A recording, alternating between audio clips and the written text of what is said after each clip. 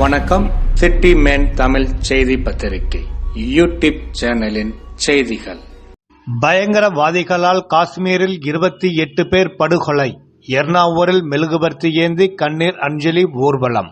ஜம்மு காஷ்மீர் மாநிலம் அனந்தநாக் மாவட்டம் பகல்காமில் இருந்து 7 கிலோமீட்டர் தொலைவில் உள்ள பைசரன் என்ற சுற்றுலா தலத்தில் 22/4/2025 செவ்வாயன்று பிற்பகல் 2 மணி அளவில் சுற்றுலா பயணியர்கள் மீது பயங்கரவாதிகள் கொடூர தாக்குதல் நடத்தியதில் 28 பேர் இறந்தனர். இக்குற்றத்தை செய்தவர்கள் நாட்டின் எதிரிகள், குறிப்பாக காஷ்மீர் மக்களின் எதிரிகள்.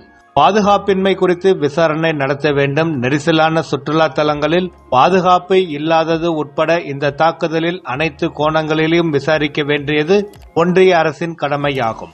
இந்த துயரமான நேரத்தில் அதிதீவிர அடிப்படைவாத சக்திகளை கண்டிக்கவும், இதில் பலியானவர்களுக்கு அஞ்சலி செலுத்தும் விதமாக அனைத்திந்திய ஜனநாயக மாதர் சங்கம் சார்பாக 24/4/2025 எர்ணாவூர் திருவீதியம்மன் கோவில் ஆதிதிராவிடர் காலனியில் குழந்தைகள், பொதுமக்கள் மெழுகுவர்த்தி ஏந்தி ஊர்வலமாக சென்று பெரிய எர்ணாவூர் டாக்டர் அம்பேத்கர் விளையாட்டு திடல் அருகில் கண்ணீர் அஞ்சலி செலுத்தினர்.